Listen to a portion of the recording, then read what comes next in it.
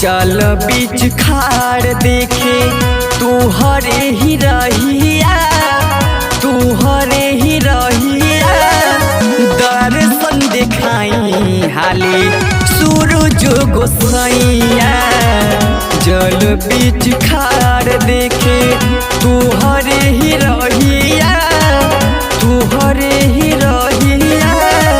दर्शन देखाई हाली सूरज गोसैया, दर्शन देखाई हाली।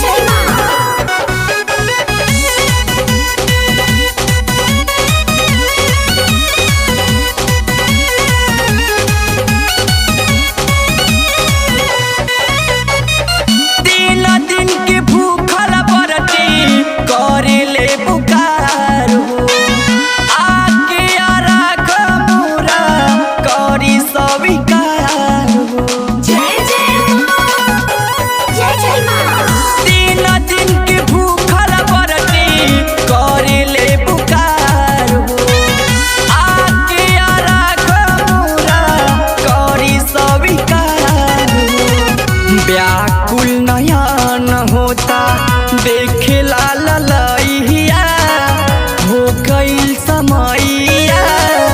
दर्शन देखाई हाली सूरज गोसैया, जल बीच खाड़ देखे तू हरे ही रहिया, तू हरे ही रहिया। दर्शन देखाई हाली सूरज गोसैया, दर्शन देखाई हाली।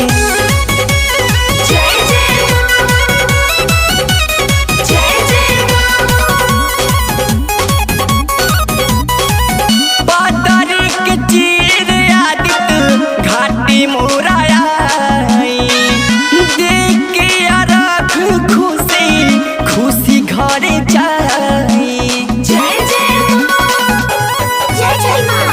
बादरी के चीर आदित घाटी मोराया, देख के रख खुशी खुशी घरे जाई।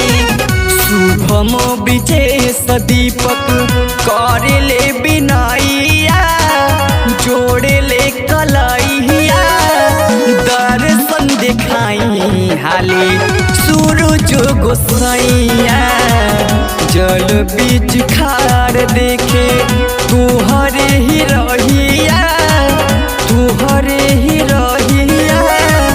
दर्शन देखाई हाली सूरज गोसैया,